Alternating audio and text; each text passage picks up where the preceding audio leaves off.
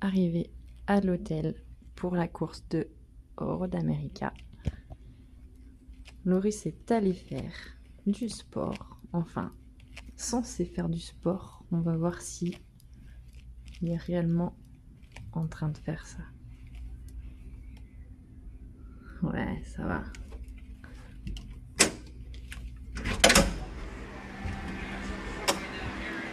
Ça transpire ou pas? Et toi? Tu transpires?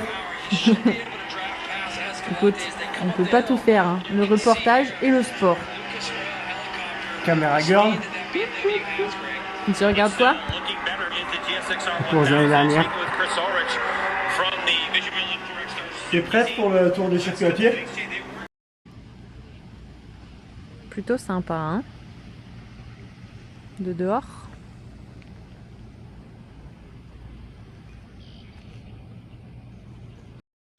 Max è tornato! Tornato Max! Max è tornato, ha visto adesso! Il a son visa! Oh!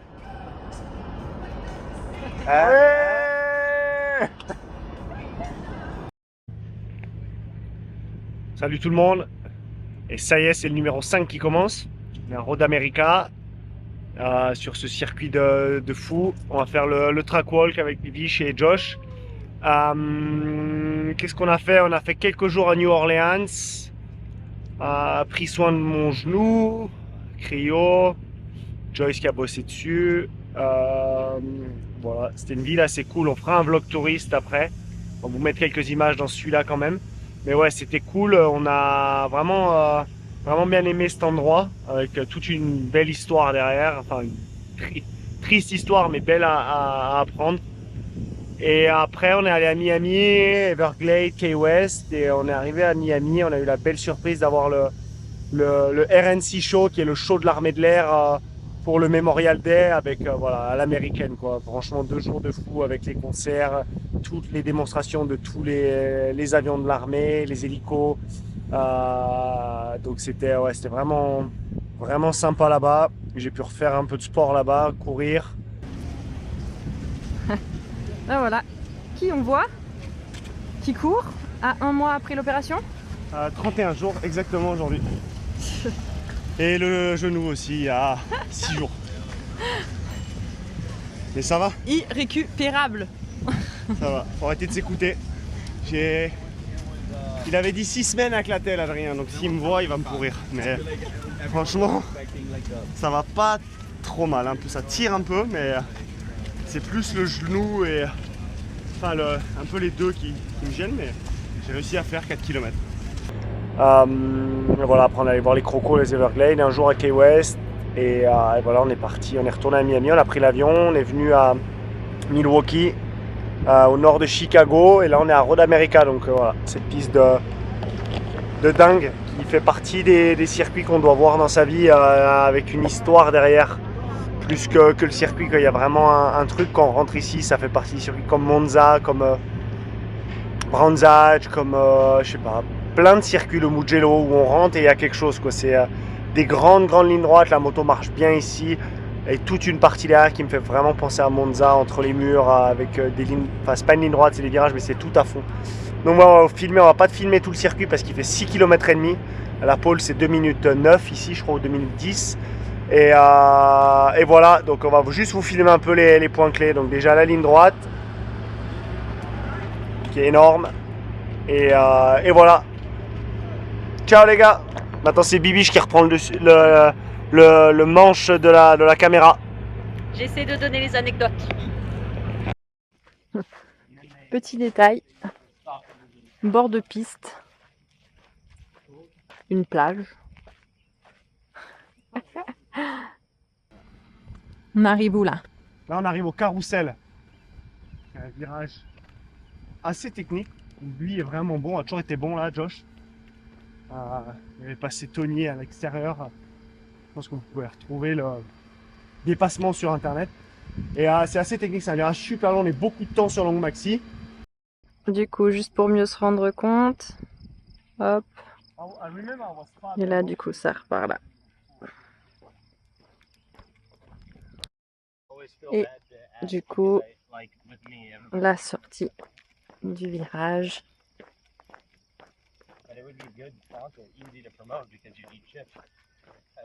Là-bas, sous le pont.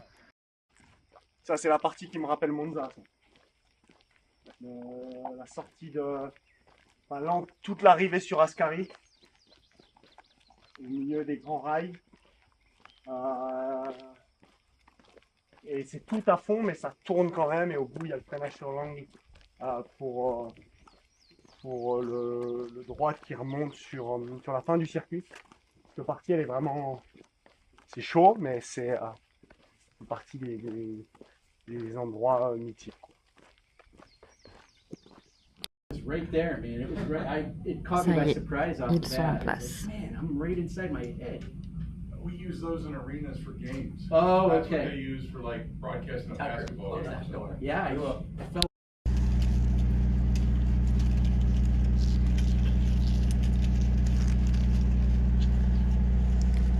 Elle est contente.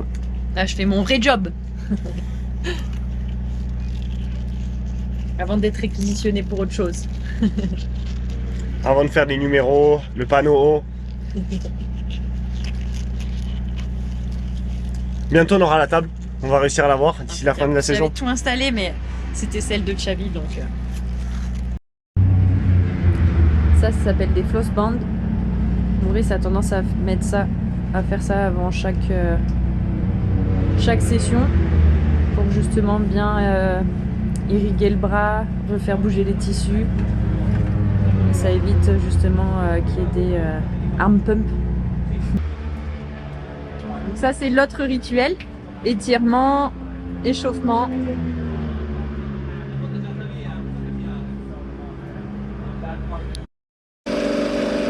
Préparation pour la première séance. Vous allez avoir un super on-board.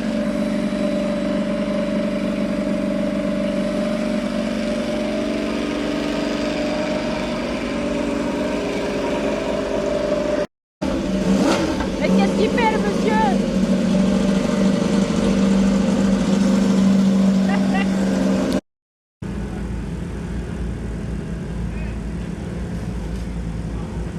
Ça, c'est Loris qui est en train de mémoriser, enfin, ou de se refaire dans sa tête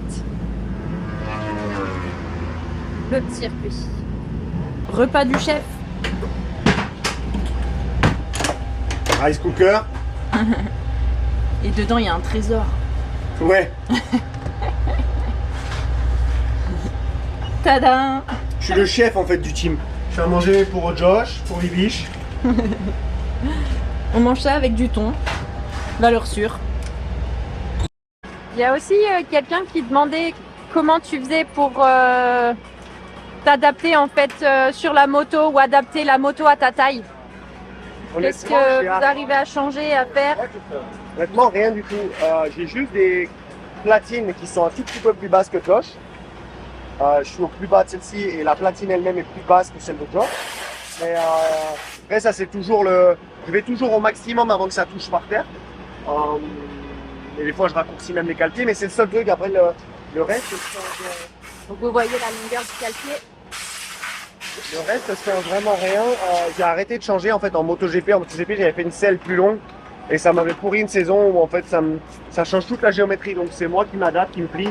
J'ai ma cale de selle là qui m'aide dans le virage. C'est plus pour ma position de genou. Ça c'est ma cale à moi parce que bien sûr j'ai pas de cale arrière pour la ligne droite. Moi je vais tout au fond, des fois même dessus. Ça c'est juste mon repère de virage. C'est que j'ai pas envie d'être assis là, j'ai envie d'être assis là dans le virage. Donc c'est juste mon repère pour le sentir sous le cul. Et après voilà, c'est des demi-guidons. Mais il n'y a rien de... C'est quoi le demi-guidon? C'est ça. Après il n'y a rien de... Ils sont juste avancés un petit peu plus devant le tube. Et encore Josh a les mêmes je crois. Donc il n'y a vraiment rien dessus. C'est ce que je dis tout le temps aux gens, c'est que je change pas grand chose sur la moto pour ma taille, quoi. Donc c'est lui qui se plie.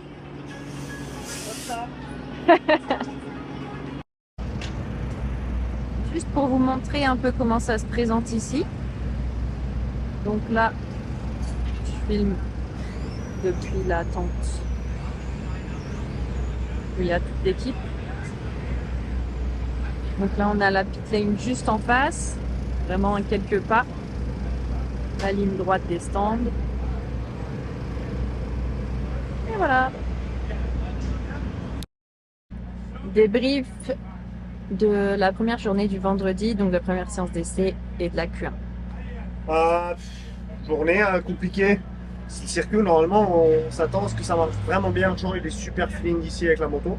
Et là, c'était une catastrophe. Dès le premier tour de la FP1, j'ai vu que beaucoup de blocages droit, donc impossible de freiner, de ralentir la moto.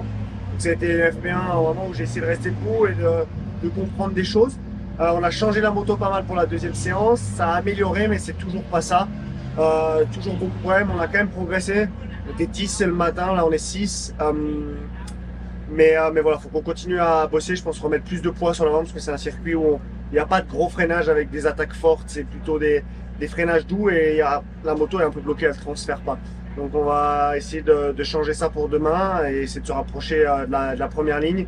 Et voilà, en espérant qu'on puisse aussi se rapprocher de Bobier qui est encore sur sa planète. Là, il a fait une seconde 2 de mieux que le deuxième aujourd'hui. Donc voilà. À demain! Est-ce que tu peux juste nous montrer 2-3 trucs sur le circuit là qui gênent?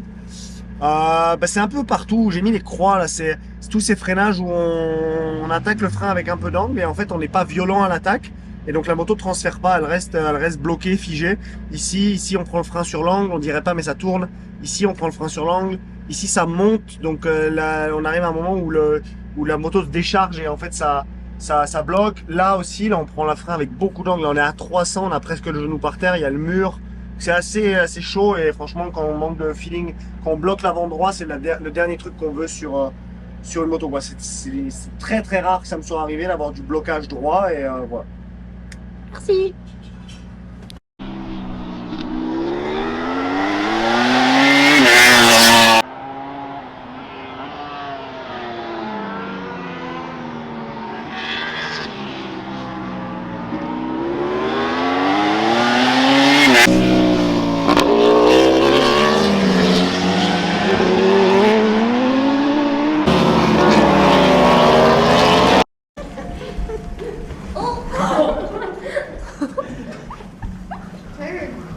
Tomorrow I don't want to do some physiotherapy things. En place pour la Q2 du samedi. Et là, il y a des big fans de Loris.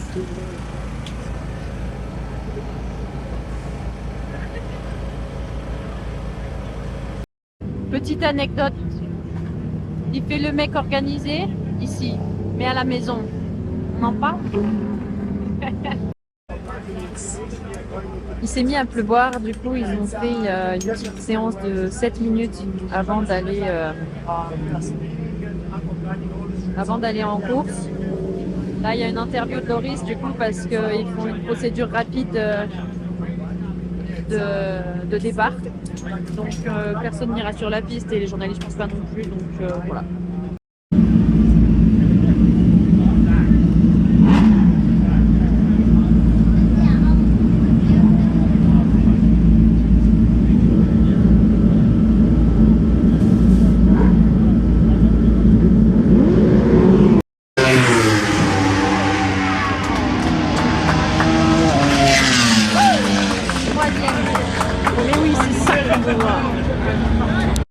Good job!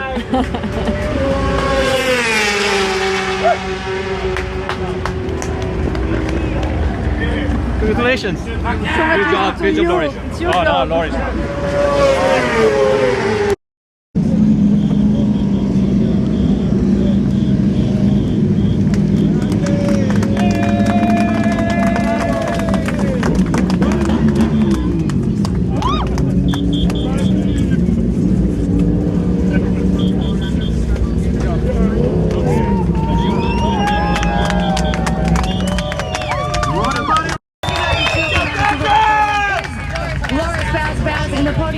Did you have any cards left to play, or were you riding on the absolute limit? No, honestly, it was like that kind of race where you don't know what to expect, especially after that 7-minute start, where I had really bad feeling with the bike and the tires, and I didn't know how it was going to be on the race. So I just tried to use the small brain I have in that beginning of the race, coming back, and I feel better and better just trying to understand this Daimler Brain tire, which was working really well on the lean angle but not that good in the straight. So even on the straight I was trying to keep some lean angle.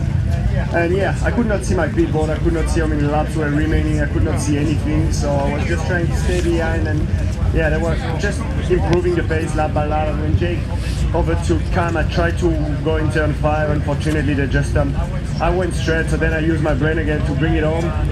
Just want to thank Ducati New York and Chase BK Warhorse because yeah, I'm back here with them. It hasn't been an easy start of the season with 2 big crash in the first races, injury, and now we are working hard to be back more often in the program. And yeah, thanks everyone around the track staying for us under that rain.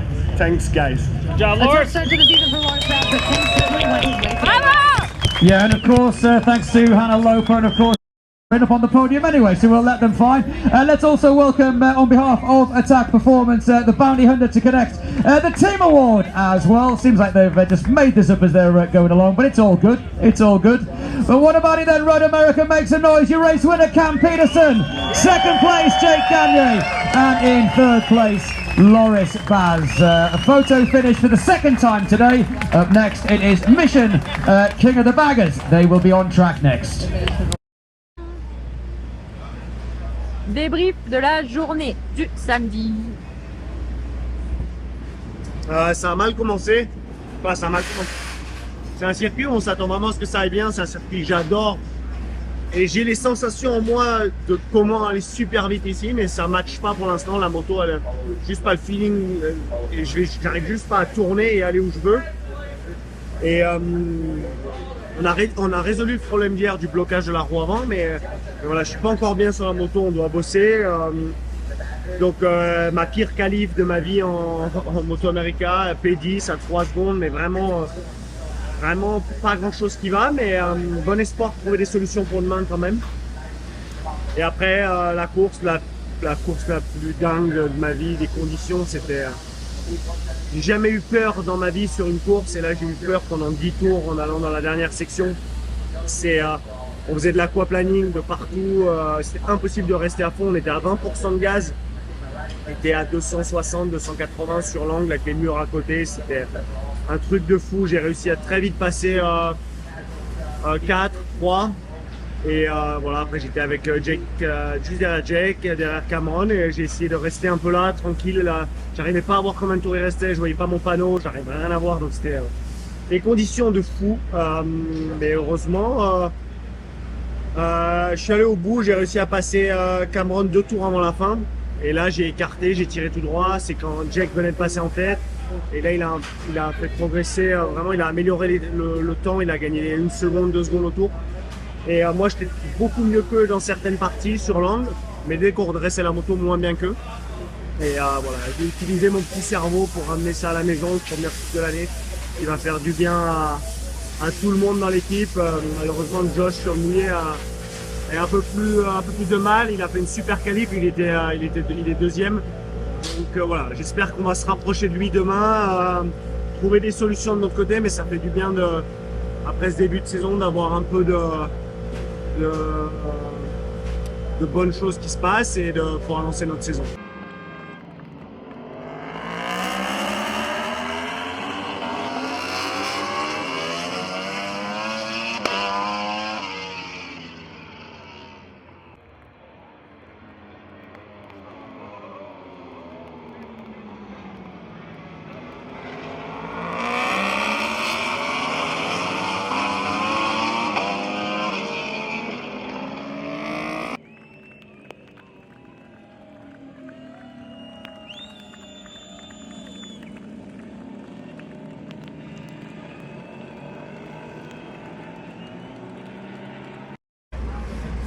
Allez, je vais aller embêter un peu Seb, qui est un super mécano de Loris, qui parle français. Donc comme ça, il va pouvoir vous expliquer un peu mieux la mécanique.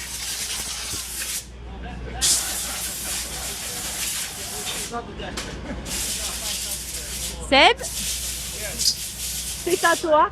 Que peux-tu nous dire ce que vous faites entre les sessions sur la mécanique, sur la moto en général? Alors généralement, Entre les sessions, bon là, on fait un peu plus que d'habitude parce que ils veulent tester d'autres settings, des réglages. Mais généralement, on nettoie les freins, on change l'embrayage ou on le check. Là, il est en train de le démonter. Et après, on contrôle toute la moto pour savoir. On va voir s'il va essayer de faire une moto qui va vite cet après-midi. Alors, on va essayer de donner le moto au pilote pour aller un peu plus vite que ce matin. Non, mais après, ouais, on fait l'essence, les pneus et on check toute la moto pour voir s'il y a quoi que ce soit qui n'est pas comme il devrait être. D'accord. J'essaie de trouver mes mots, c'est compliqué. Et oui, tu m'étonnes. Et ouais, tu parles. Au dépourvu. Merci beaucoup. De rien. On mettait le fourche, hein. Ouais, on met le fourche. C'était pas été. Premier tour, front lock, et... mec, t'as un petit point là-bas, on voit après ça va. Parce que t'as l'air c'est droit. Là, il y a le bureau avec les chefs mécanos et télémétristes, data guy. Alors on va essayer d'en savoir un peu plus sur ce que c'est, sur ce qu'ils font. Adesso quanto siamo il vivo? Più 2. Andiamo a? Uno non ha senso, cioè ho tentato di uno solo. Vediamo se ti Est-ce que tu peux nous expliquer un petit peu ce que Nel c'est? 2021 eri 4. Sì. Eravamo 4.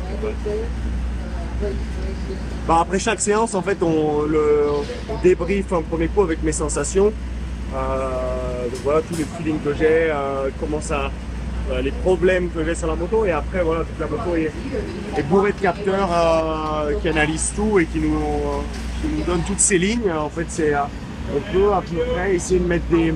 Ce qu'il faut, c'est le travail du chef mécano, c'est de traduire les commentaires du pilote avec les commentaires de la moto qui est la télémétrie. Et voilà, et donc on a fait un test au milieu du warm-up, on a mis 3 mm de précharge derrière et on est en train de voir qu'est-ce qui était mieux, qu'est-ce qui était moins bien et voir si on peut peut-être faire autre chose au lieu de mettre les 3 mm de précharge, juste la levée de 3 mm. Et voilà, et après ça, ce logiciel-là, c'est le logiciel...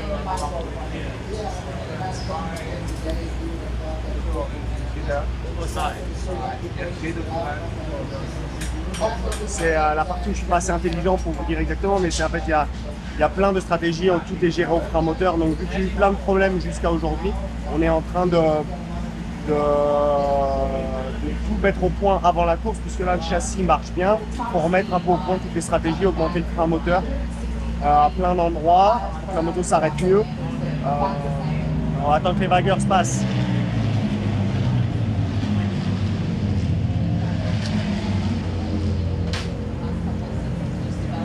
C'est bon, il reste peut-être un à l'arrêt, mais et voilà, et après le logiciel là qu'on avait en premier, c'est ce qu'ils appellent le Bike Manager, c'est ce qui simule en fait, il rentre ce qu'on a en tête comme réglage et ça donne un peu en dynamique qu'est-ce qui va se passer sur la moto dans plein de phases de roulage. Ça c'est vraiment le boulot de chef mécano. Moi j'essaie de jamais trop savoir qu'est-ce que je change sur la moto, juste de temps en temps, parce que comme ça tu pars avec l'esprit clair et t'as pas d'a priori avec ton expérience du passé. Mais voilà, c'est essayer de vraiment analyser, d'éviter de faire la moindre erreur de compréhension entre ce que je dis et la télémétrie. Donc vu que je parle italien, mon télémétriste et mon chef mécano sont italiens, c'est pratique. Parfait. Allez, à vos analyses. Est-ce que tu peux nous montrer ce qu'il y a sur le panneau comme info? En fait, c'est vraiment le pilote qui demande avec le pitboard guy, donc Seb là ici, ce qu'il veut. Et moi en course, les tours on les voit par le circuit, mais moi en course je veux avoir ma place, même si on la connaît tout le temps, mais c'est toujours pas mal. Le gap avec le mec de derrière, donc plus là c'était à l'entrée du dernier tour, ou non c'était pas le dernier tour, ça met plus 4 secondes et demie sur la personne de derrière. Et x2, en fait, là, j'ai fait faire ça, le X, parce que j'ai pas de G. Normalement, je mets un G pour groupe. Ça veut dire qu'à 4 secondes et demie, j'ai 2 personnes. Et comme ça, je sais, tu peux gérer ta course. Comme là, par exemple, vu que j'avais tiré tout droit dans l'avant-dernier tour. Quand j'ai vu mon panneau au dernier tour 4 secondes et demie 2, je savais que j'avais de la marge, qu'il y en avait quand même 2, donc faut pas couper totalement, mais voilà, ça permet de savoir ça. Après, on peut demander ce qu'on veut. Des fois, je demande à avoir le P en haut, le moins et le plus. Le moins, c'est le mec de devant, donc on le voit tout le temps. Mais des fois, quand il y a par exemple un écart stable sur le sec à 3 secondes, et que ça reste stable, et que d'un coup on commence à revenir, on le voit pas tout de suite forcément. Donc je mets le moins, et là on commence à me montrer que je remonte sur la personne de devant. Donc voilà, c'est super important vu qu'on n'a pas de communication entre le box et nous. C'est notre seul moyen de comprendre où on en est dans la course et de gérer notre course. Vous avez le box aussi pour. Ouais, après il y a le box et puis j'ai le fameux RES, le respire que tu m'as fait à la dernière course. Exact. Que je mets que sur les circuits qui sont super intenses, où il n'y a pas de ligne droite et où en fait on va vite oublier de respirer. Nickel. Juste pour vous montrer un peu l'ambiance du team. À votre avis, qui achète ça? Vous savez, c'est les claques-doigts là, les petits pétards. C'est Josh. Il embête tout le monde avec ses claques-doigts. On va lui en foutre dans ses chaussures. Je sais pas quel box il va mettre. Mais vu qu'on sait pas trop ce qu'il va mettre.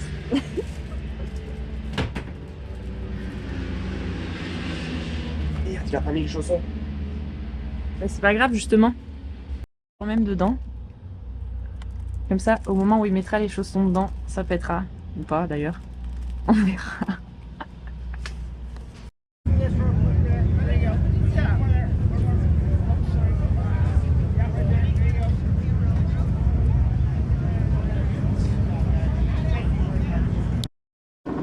Là, on va sur la grille. Et il n'y a pas de passage. J'aimerais bien voir les guests de MotoGP passer par-dessus un mur comme ça.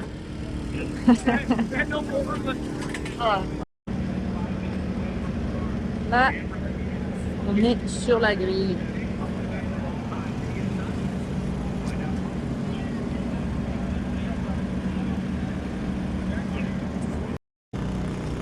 La brochette. Fin du tour de mise en place. Départ imminent.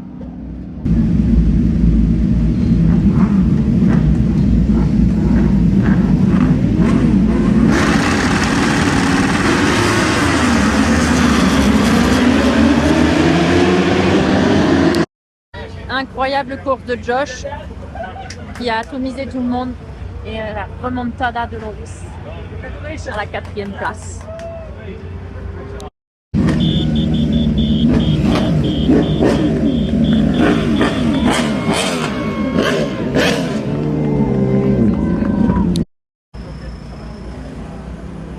Débrief direct que la course avec le chef mécano, celui qui s'occupe des data.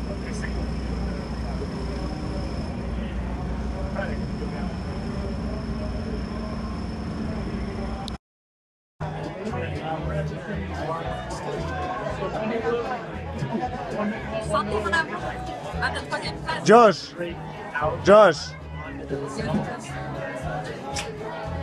Cheers. Cheers. So you'll win, eh?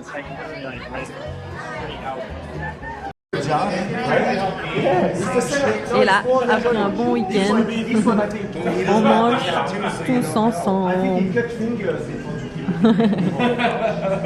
Say hi! Attends, film. C'est ce que je fais.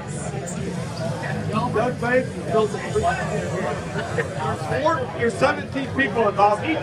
Thanks. No, I have to stand on the shoulder. What does it?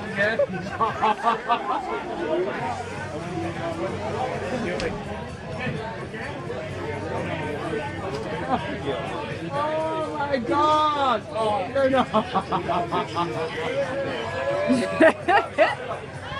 Oh no. Let me show you. Hey, stop! Stop! Go over here a little bit. Go right. Right.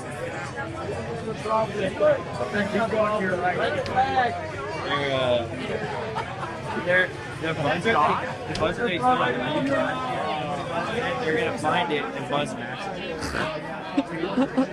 Max might ultimately find it.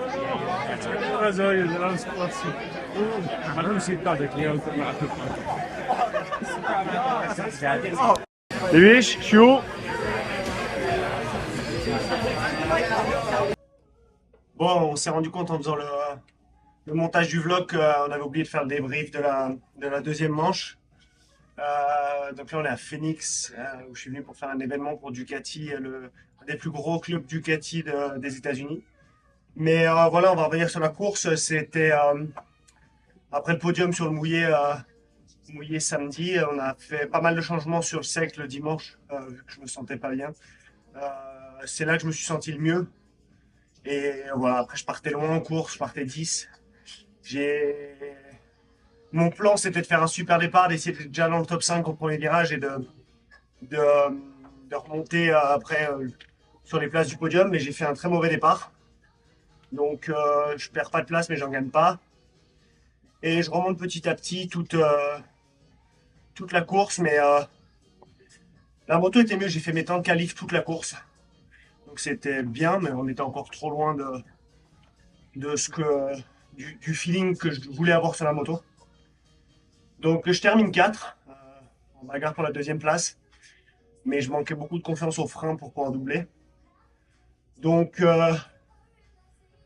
pas le week-end que je voulais, mais premier week-end sans souci, sans se faire percuter, sans blessure. Donc c'est positif, on reprend des points on n'en perd pas sur Jake, on en reprend un.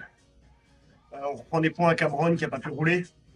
Donc voilà. Le feeling revient petit à petit après 1 an et demi de galère et je garde vraiment le positif et je pense que voilà, on va continuer de bosser les réunions avec Ducati de mon chef mécano et tout ont l'air de porter leurs fruits pour que je me sente mieux et voilà, au moins avoir le feeling que j'avais à avoir peur, je pense que c'est important que je puisse rouler en attaquant vraiment au frein pour ce qui est mon point fort. Donc voilà, là on est à Phoenix, donc on continue notre trip, on continue l'entraînement. Cette journée avec Ducati Phoenix qui est vraiment cool. Et voilà, on vous montrera ça dans le prochain vlog. Donc c'est la fin du numéro 5. On a fait 2-3 jours de tourisme depuis la fin de Road America. Et voilà, hâte d'être à Brainerd déjà et de pouvoir remonter sur la moto.